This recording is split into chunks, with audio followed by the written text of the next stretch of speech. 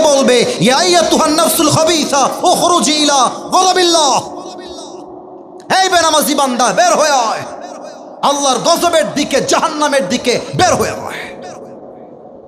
হাদিসে আসছে নামাজি বান্দার রূহ তো সহজে বের হয়ে যাবে, বেনামাজি বান্দার রূহটা সহজে বের হবে না। একবার ডান দিকে দৌড় দিবে, আর একবার বাম দিকে দৌড় দিবে, আর একবার পেছনের দিকে দৌড়ে দৌড়ে পালিয়ে যাবে।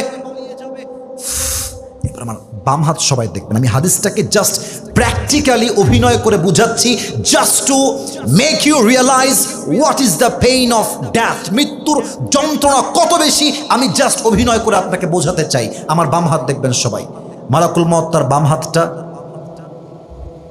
পেছনের দিকে নেবে, জাস্ট লাইক দিস, এভাবে, আর পেছন থেকে মালাকুল মউত বেনামাজির রূহের দিকে বাম হাত দিয়ে একটা থাবা দিবে।